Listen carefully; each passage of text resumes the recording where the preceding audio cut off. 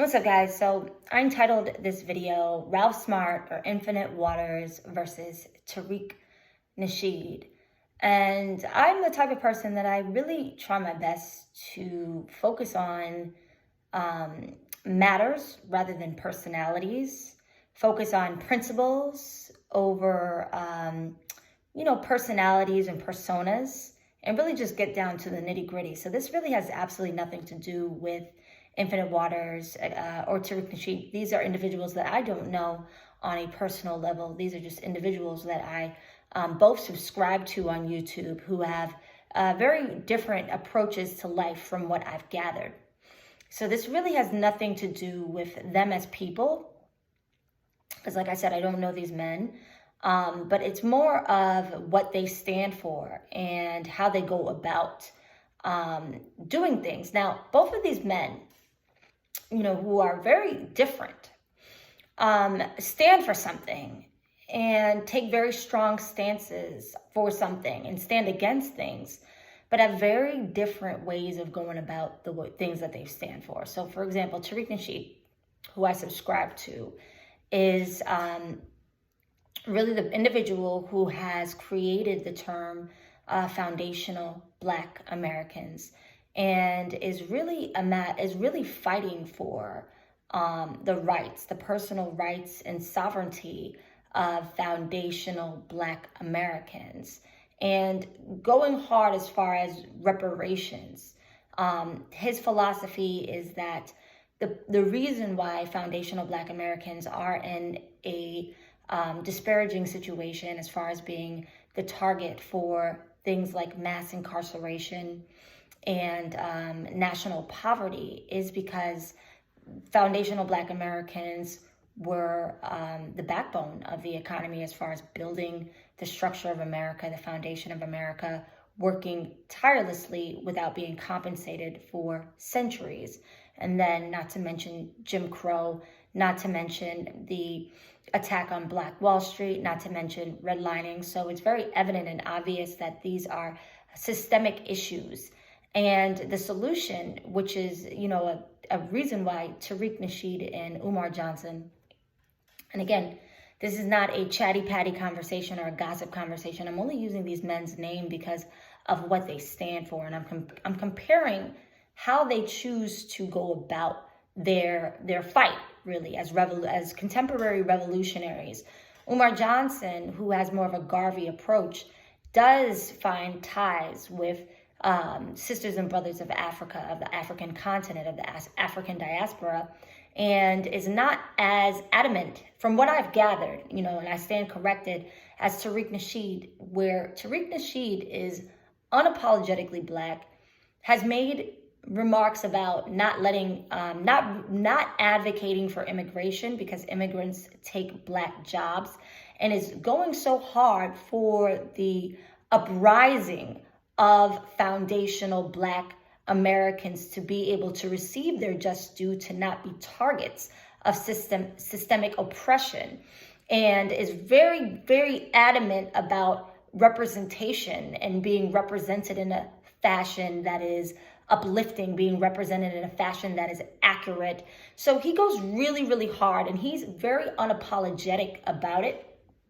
And his approach could be very much of a turnoff to the naked eye. But to somebody who actually looks at him as a fighter, fighting for the underdog, fighting for people who are owed reparations, right? Some people could say this man is homophobic. This man is anti-immigration. This man is all of these things, right? This man is BIE, a Black identity extremist, or a Black supremacist. Well, others could interpret it as, well, if there's a budget, right? If we look at a budget, and he broke down, and Umar Johnson broke down something that the Biden administration recently did as far as allocating special attention to the Black community, and how in this write-up, the GLBTQ Black community was also addressed. So if we look at it, right? And unfortunately, with the indoctrination of America, we look at things from a perspective of lack and scarcity, because that's really how we've been trained. We haven't been trained to look at things as abundantly, where there's only so much money to go around, right? That's kind of how we approach these things in life. So when we're looking at a budget, right? if I'm a mom and I have multiple mouths to feed and I only have, so much money for groceries, each kid is going to have to eat a little bit less. Now, let's take that as an example to the United States government budget. Let's take that as an example, for the White House budget. Well, if we're talking about money, right, in theory, and we have the foundational Black Americans who are owed reparations, who are owed monetary and assets, material tangibles, due to their ancestors' contribution to America and not getting compensated for that.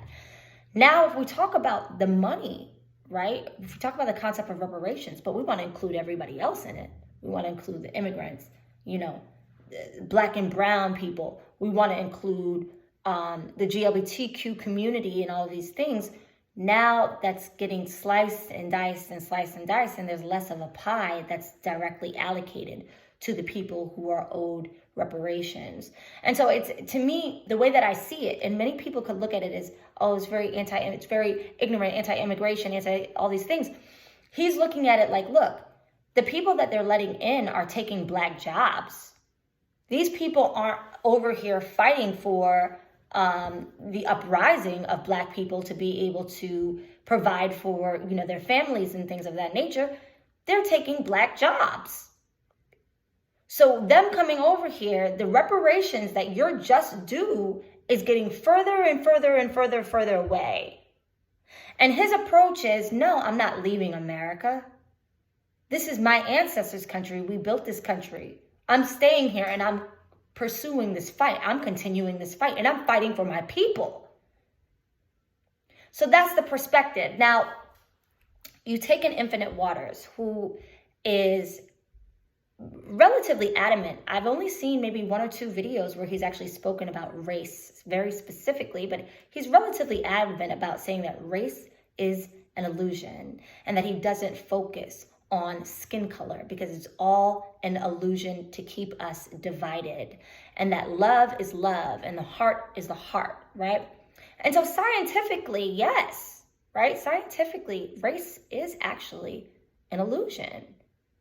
Race scientifically doesn't really exist. There are distinct differences, right? It's not just a rumor or a sinister joke to say that Black men are typically more well-endowed. That's, not a stereotype. They are. There are differences as far as our hair, and I've read different reasons that we have this coiled hair. And I've read that it actually does agree with, you guys can look up the reason why Black hair is particularly relevant. There's a lot of different, theories about it. Our skin, the pigmentation of our skin, as far as what absorbs the most vitamin D, why we don't get sunburns. So there are differences, various differences. Even the tonality of our voice typically has a little bit more bass in depth, but to some degree, the idea of race has been politicized for a specific agenda. So the people who are in power can remain in power by having us focus on our skin color, right? And not the things that draw us together. And that's a fact, and I agree with him on that end. However, I would pose to him the question, if race is an illusion, then why do deeply melanated people cross-continentally make the least and have the lowest social status? And if you are a fighter of the people, do you think that that's something that should be addressed? If we fight for the underdog, why are the most deeply melanated people typically the underdogs of every society, right? Now, taking different approaches, because he's very vocal about this idea of the inorganics, the people that are trying to control you. So he's very much a social activist, and he very much has the knowledge. As a matter of fact, his knowledge is rooted in, learning about ancient Kemet and Egypt and he was a mentee of Dr. Sebi. So this man has knowledge beyond words. He's very intelligent, a very brilliant man, very brilliant minded, and is deliberate as far as insisting that race is an illusion. You know, he's consistent about that. Now, his lifestyle is very different in the sense that if you look at a Tariq Nasheed, who travels and things like that, but is very adamant about fighting for foundational Black Americans, whereas a Ralph Smart, usually infinite waters, you can catch him on the beach, soaking up the sun, very joyful, right? Very happy-go-lucky type spirit, very peaceful, very calm with his fight. And when I analyze these two people and their approach to resisting, some may be critical of Ralph and say, you know, well, where are you with the struggle? You're out on the beach. You've abandoned the struggle. We're over here fighting the system, fighting the establishment. You're chilling, vacationing, loving life. However, I have to pose the question, what did our Creator design us to do? Did our Creator, all of the brilliance and the magnificence and the power and the talent that we possess, and the energy and the vitality that we possess, is that meant, and the intelligence and the brilliance, right? Is all of that meant to be spent on a life fighting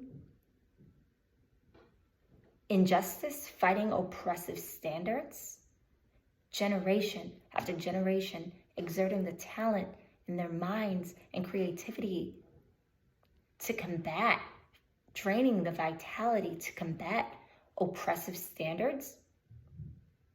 Or were we meant and were we designed to frolic in the sun? Were we meant and were we designed to actually live our best lives? How were we designed? What were we put here to do? Because a lot of people in American soil look at it as, oh, you're abandoning the struggle. But frankly, I don't see hope for America. And I'm not somebody who's here to trigger doom and gloom or anything of that nature, right? I do want to inspire people, but I frankly don't see, if we talk about individual karma, which we use these terms like karma, we have to begin to focus on the collective karma. A nation that is so invested in genocide, right? And anybody who would disagree with this would be being historically and intellectually lazy. We can talk about the indigenous people, the Native Americans. We can talk about the over 400 years of slavery. All of this collective karma on American soil, what do you think is going to happen? What do you think is going to come of this nation that we're in? Typically, the people who win on American soil are a part of it, in the sense of the way that things are set up. You have to get your hands dirty. You have to commit genocide. You have to, for the most part, it's very difficult to be very righteous and quote unquote win in this country. This is the American game. People are very invested. And the way that the economy works, people are very socially invested and economically invested in the idea of haves and have-nots. In order for you to be a have, in order for them to have, you have to be a have-not. So this is systemic. And the people that we know, the famous people, whatever, many of them can't even look at themselves in the mirror. Many of them have been forced to do things that are so unspeakable just to win. Why? Why should you be put under those circumstances just to win? But this is what is in place systemically. And so I said, you know what? I'm awakening or whatever. I'm peeping this game of America and I'm not feeling it. And I got a lot of energy and I got a lot of life in me. And I'm really very optimistic in what my fate is and what the future brings for me. But you know how they have that saying, ask not what you can do for your country, ask not what your country can do for you, ask what you can do for your country. It's kind of one of those things like ask what you can do for yourself. Don't put your optimism and your hope in this nation, because I don't see anything but this nation reaping its karma for not only what the forefathers of this nation had to do to obtain this land, but the systemic structure and infrastructure of this land that really is investing in you being on the bottom. The whole system has to disintegrate in order for justice to surface. And if you weren't a part of someone else's oppression, do you have to reap the karma of what's to come of that? Like if you did not kill, steal, destroy, lie, like what America's all about, are you going to stay here for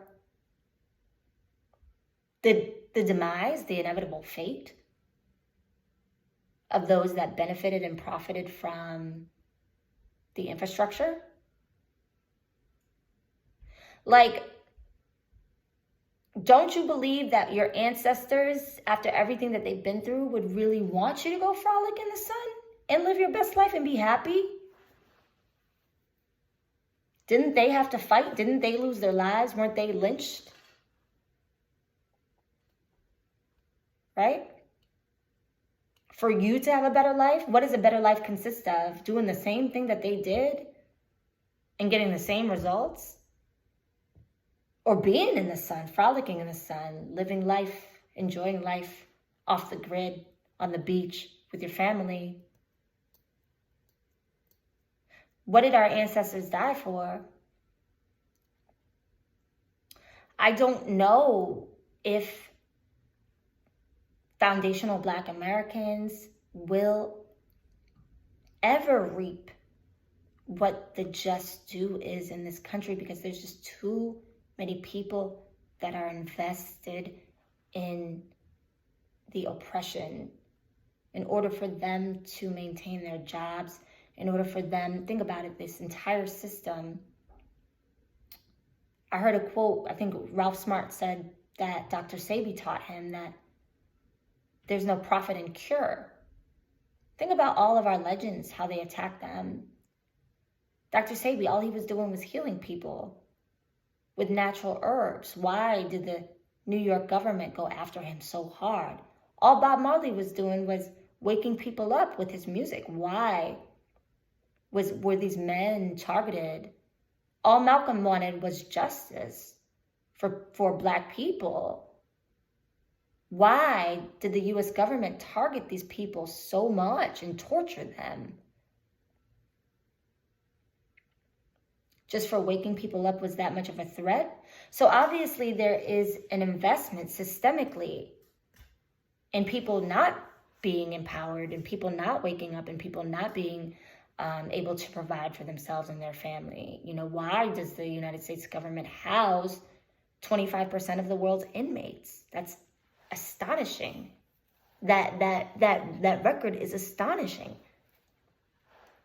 I don't want my child some of his life to be fighting a system that's not going to change, aboard a sinking ship, that it's inevitable that the ship sinks, because the karma is just too much blood on their hands, too many stains.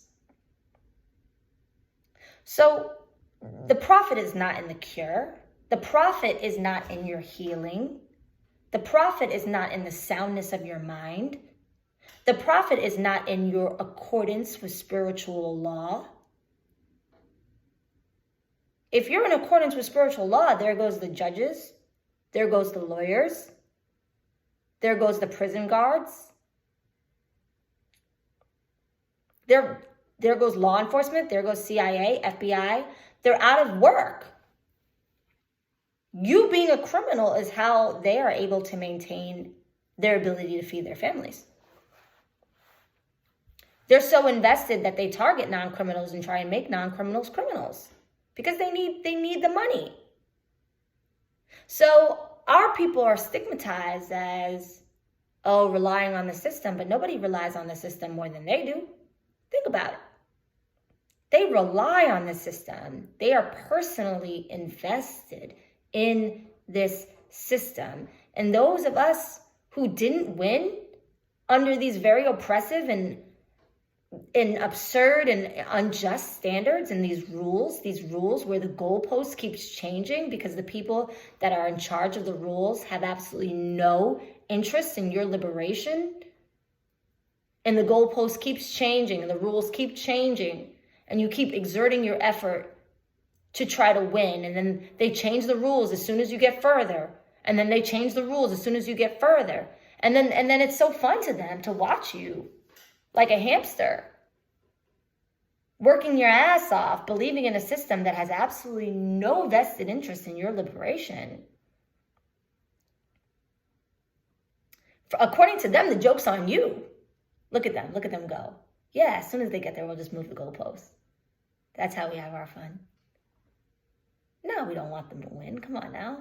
We don't want them to win because everything that we have relies on them losing. Now, they may do a facade to make it seem fair. I noticed that back in the day, they weren't putting granite countertops and hardwood floors in the ghetto like they are now.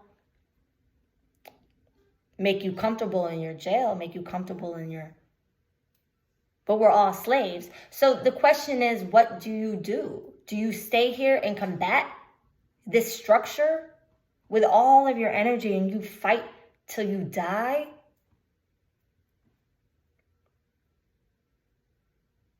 And you're a leader, and don't get me wrong, I don't believe for a second that the genuine leaders, Umar Johnson, Tariq Nasheed, and I ask Allah for discernment because I really don't know these men, right? But, you know, the genuine leaders, the ones that aren't agents, the ones that aren't being paid by the U.S. government to sabotage certain movements, but the genuine ones, I don't believe for a second that these men, you know, of course these men have targets on their back. Of course, these men are being 24-hour surveilled. Of course, every single word that's coming out of their mouth is being listened to. Of course, they're being listened to by the CIA, by the FBI, by these agents. Of course. Why are they such threats? You would think, oh, well, you know, just the idea of freeing your people is so threatening. Yes, of course it's threatening. Because your people's liberation means that the haves can no longer have if the have-nots are not the worker bees, if the have-nots are not the free laborer in jails and things like that. So once you begin to really see how this whole thing breaks down, how it's typically the only people that they let win are the ones that they can use in some kind of way, are the ones who don't have enough of a sense of community to say, I'm not going to undermine my people.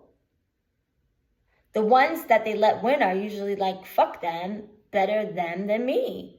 Where do I sign as long as I can get mine, right? And I just don't see it they're too far gone in this system.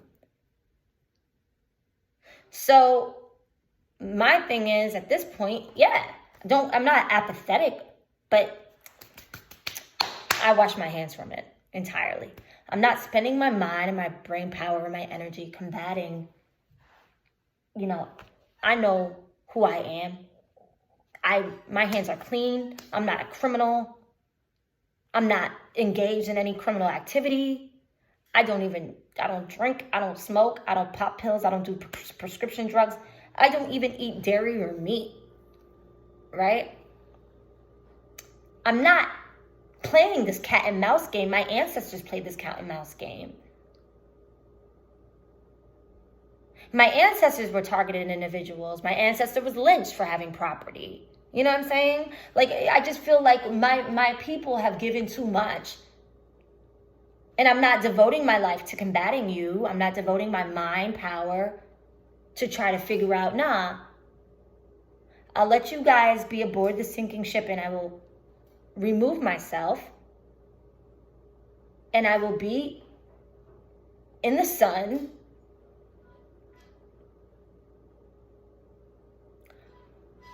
with the vitamin D that agrees with my melanin, off the grid, enjoying my personal sovereignty and my personal liberty. And that's what it comes down to. Anyways, y'all, peace.